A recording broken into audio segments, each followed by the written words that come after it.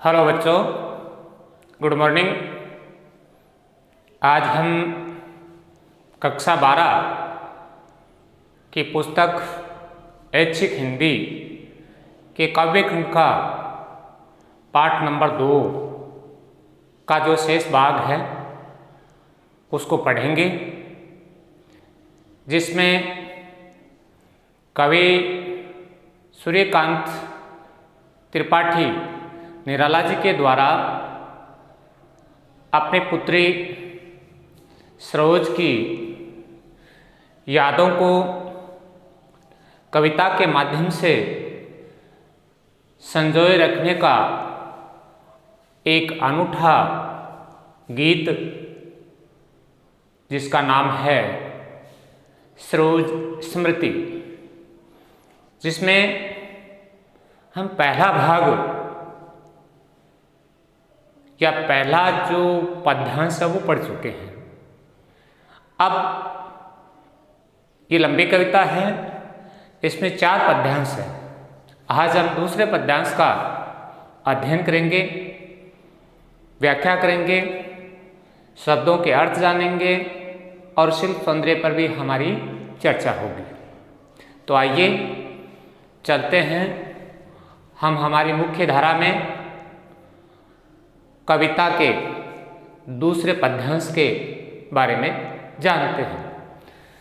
तो देखिए बोर्ड पर जो लिखा हुआ है दूसरा पद्यांश, श्रृंगार रहा जो निराकार, रस कविता में उच्छ्वसित धार, गाया स्वर्गीय प्रिया संग भरता प्राणों में राग रंग।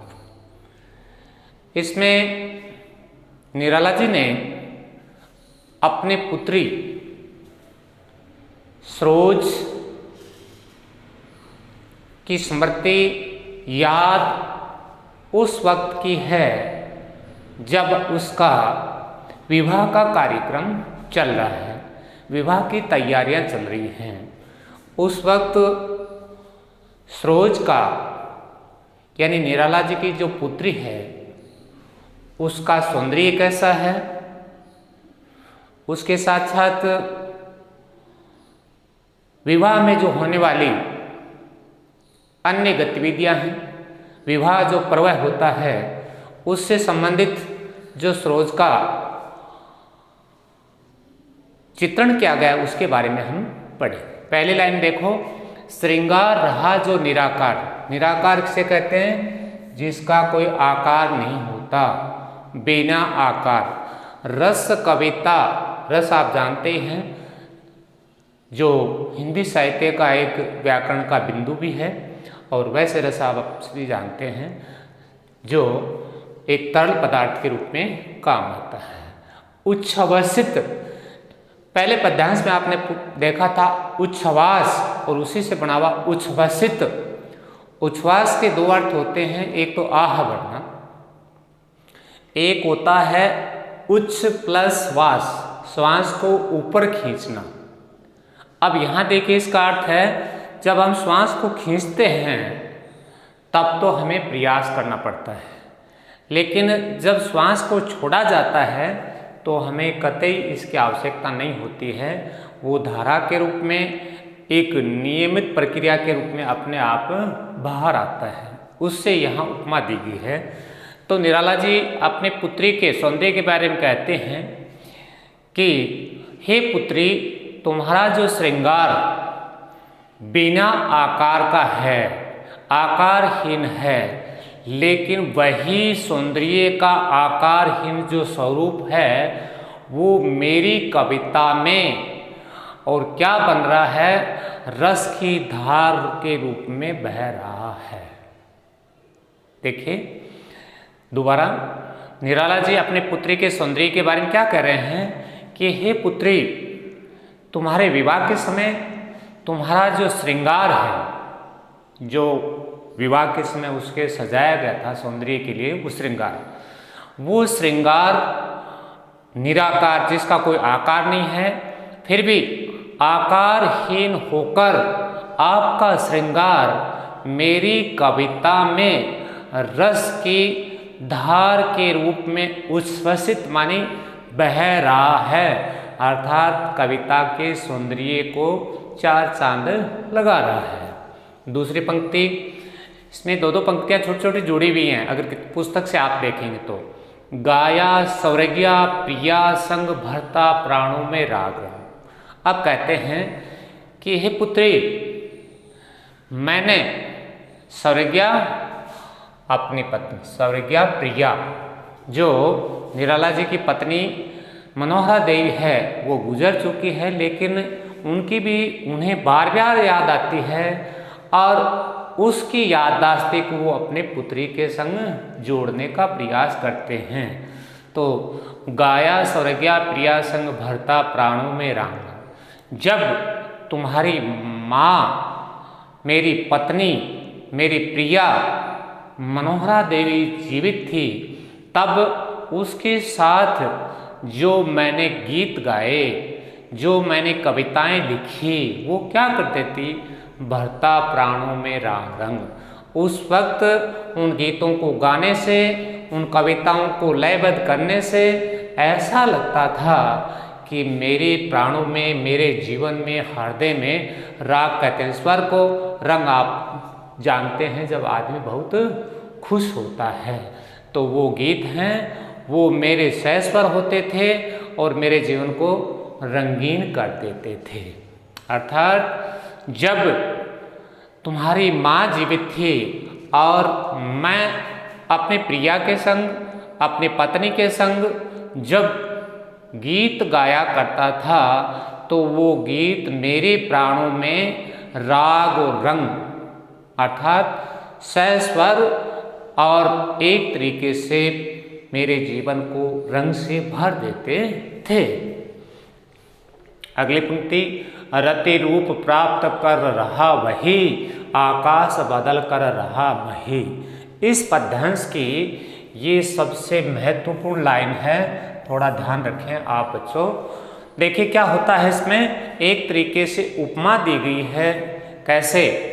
रति रूप, रति होती है कामदेव की पत्नी और जिसे सौंदर्य का प्रतीक माना जाता है। सबसे सुंदर स्त्री का अगर स्वरूप थी तो वो थी कामदेव की पत्नी, क्योंकि कामदेव है वो स्वयं सौंदर्य की देवता और उनकी पत्नी। रति रूप प्राप्त कर रहा वही, ऐसा लगता है पुत्री, ऐसा लगता है जैसे विवाह के समय तुम्हारा जो सौंदर्य है वो कामदेव की पत्नी यानी रति का स्वरूप प्राप्त कर रही है। लेकिन साथ ही इसी सौंदर्य वो किससे जोड़ देते हैं? अपनी पत्नी से। मुझे ऐसा लगता है कि कामदेव की पत्नी रति का सौंदर्य प्राप्त करके और वही मतलब तुम्हारी माँ जो स्वर्ग से धार चुकी है, स्वर्ग का स्थान कहाँ है? स्वर्ग से धार चुकी है यानी आकाश। तुम्हारी माँ जो आकाश में स्वर्ग में रह रही है वो कामदेव की पत्नी का स्वरूप सौंदर्य प्राप्त करके और तुम्हारे रूप में, मही कहते हैं धरती को, धरती पृथ्वी तुम्हारे रूप में इस धरती पर आ रही है या आ चुकी है। दोनों को जोड़ दिया। ये निराला जी का एक अद्भुत गुण है कि स्वर्ग जो आकाश में स्थान था वहाँ उनकी स्वर्गीय पत्नी है उसको स्थान दिया गया। दूसरा जो अपनी पुत्री का विवाह हो रहा है उसके सौंदर्य से जोड़ दिया। अर्थात कह रहे हैं कि आपकी माँ और मेरी पत्नी जो कामदेव की पत्नी के जैसा स्वरूप सौंदर्य प्राप्त करके आकाश से अर्थात स्वर्ग से सौंदर्य का रूप धारण करके तुम्हारे रूप में इस पृथ्वी पर, धरती पर विराजमान है। अगली, हो गया ब्याह है आत्मीय सज्जन कोई थे नहीं न आमंत्रण। हमने पहले पद में पढ़ा था आमूल नवल विवाह यानी पूरी तरह से अलग। अब आपको धीरे धीरे पता चल जाएगा कि पूरी तरह से नया क्यों है। हो गया ब्याह, इस प्रकार हे पुत्री तुम्हारा विवाह हो गया, शादी की रस्म है वो पूर्ण हो गई। आत्मीय स्वजन कोई नहीं था। आत्मीय मानी अपने, स्वजन स्व प्लस जन, यहाँ भी वो स्वजन जिसमें प्रियजन हो सकते हैं, रिश्तेदार हो सकते हैं, भाई बंधु हो सकते हैं, सगे संबंधी, ये सारे उसके लिए लिखा गया है। आत्मीय माने अपना, स्व शब्द जहाँ लग जाता है उसका अर्थ होता है अपना, स्वाभिमान, स्व प्लस अभिमान। ठीक इसी प्रकार स्वजन, अपने जो लोग थे या अपने रिश्तेदार सगे संबंधी है कोई थे नहीं, आपके विवाह में कोई नहीं था। कारण क्यों नहीं था वो आगे लिखा है, न आमंत्रण था भेजा गया। नहीं आने के पीछे मुख्य से कारण यही था बच्चों, क्योंकि उनके पास, निराला जी के पास इतना धन नहीं था। धनाभाव के कारण, पैसे अभाव के कारण उन्होंने विवाह की जो पूर्ण रस्में होती हैं जिसमें सबको बुलाया जाता है और खूब खर्च किया जाता है, वो नहीं कर पाए। और इसी कारण अपनी आर्थिक परिस्थितियों को देखते उन्होंने एकदम सिंपल सा साधारण सा विवाह किया था। तभी कहा गया है विवाह कोई थे नहीं आमंत्रण, यानी किसी को बुलाया नहीं गया या विवाह में आमंत्रित नहीं किया। ये आमंत्रण है। आमंत्रण में क्या होता है, सिर्फ किसी व्यक्ति को, रिश्तेदार को, अपनों को बुलाया जाता है और उन्हें ससम्मान बुला करके वापस भेज दिया जाता है। और यदि यहाँ निमंत्रण होता है तो सम्मान के साथ साथ भोजन की भी व्यवस्था होती है।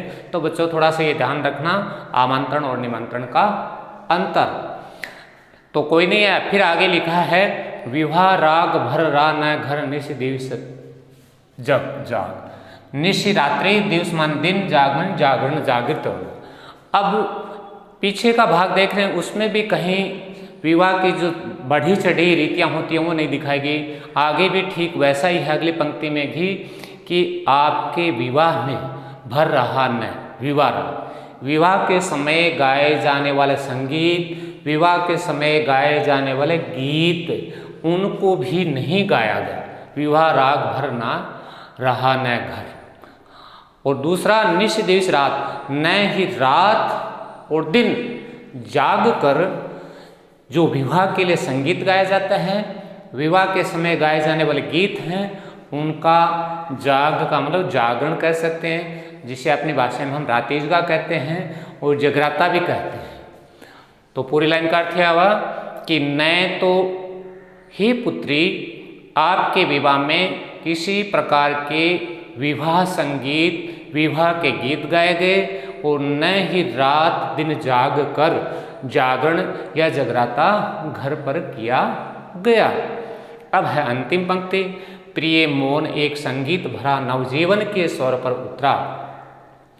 लेकिन यहाँ प्रिय अपनी पुत्री से कहते हैं, हे प्रिय पुत्री, आपका जो मौन है, आपका जो आवाज़हीन होना है, मूक बनना है, मूक जो आवाज़ नहीं निकलती है, उसमें भी एक संगीत भरा है। भले ही आप मुंह से नहीं बोल रही हो, भले ही आप कुछ व्यक्त नहीं कर रही हो, भले ही आप कुछ अभिव्यक्त नहीं कर रही हो, लेकिन आपका जो मौन है, आपका जो चुप रहना है, आपका जो मूक रहना है, वो भी एक संगीत का स्वरूप बनता हुआ दिखाई दे रहा है। क्यों दिखाई दे रहा है? नव जीवन के स्वर पर उतर। क्योंकि पहला जीवन भगवान के द्वारा, दूसरा जीवन पुत्री का विवाह, इसलिए यहाँ नवजीवन लिखा है, क्योंकि तुम तुम्हारा नया जीवन शुरू करने जा रही हो और उस नव जीवन का उत्साह, उस नव जीवन की बड़ी आशाएं हैं, वो तुम्हारे चेहरे से, शरीर से, मस्तक से ये साफ नया स्वर दिखाई दे रहा है। अर्थात हे प्रिय पुत्री, आपका मौन है वो भी एक संगीत का स्वरूप बन रहा है और तुम्हारे आने वाले नए जीवन के लिए वो स्वर सहित गीत के रूप में आपके चेहरे पर उतरता हुआ साफ दिखाई दे रहा है। तो ये तो थी बच्चों इन कुछ पंक्तियों की व्याख्या, पद्यांश 2 की व्याख्या। अब इसमें विशेष, अब आप ये ध्यान रखेंगे, आप देखेंगे कि प्रत्येक पद का जो विशेष है उसमें ज़्यादा से ज़्यादा अलंकार बदलेंगे, बाकी लगभग बिंदु वही रहेंगे। इस कविता में आपको ये थोड़ी सहूलियत रहेगी, आसानी रहेगी। तो सबसे पहले भाषा आपको ध्यान में है, तो भाषा में मैंने क्या लिखा था, उसमें खड़ी बोली नंबर 1 विशेषता, दूसरी हमने लिखी थी सहज, तीसरी हमने लिखी थी सरल, और चौथी लिखी थी सुबोध। ये चारों बातें हमने गुण है वो पहले पद्यांश में लिखा। छंद इसमें भी देखिए पंक्तियां छोटी बड़ी हैं, इसलिए ये भी क्या हो गया, मुक्त छंद, बंधनहीन। शब्द शक्ति हर पंक्ति में लक्षण व्यक्त हो रहे हैं, पिछले में भी वही थी, इसमें भी क्या हो जाएगी, लक्षणा शब्द शक्ति। राग रंग र या, तो बार बार वर्णों की आवृत्ति, इसलिए अलंकार हमारा हो गया आपका अनुप्रास अलंकार। फिर रति रूप छोटे योजक चिन्ह से जुड़ा हुआ होता है। आपकी समस्या होती है कि अलंकारों को सर कैसे पहचाने, तो ये 100% तो सही नहीं है, लेकिन लगभग इस प्रकार उपमेय और उपमा दोनों यदि योजक चिन्ह से जुड़े हैं तो वहाँ रूपक अलंकार होता है। इसमें अलंकार है हमारा रूपक।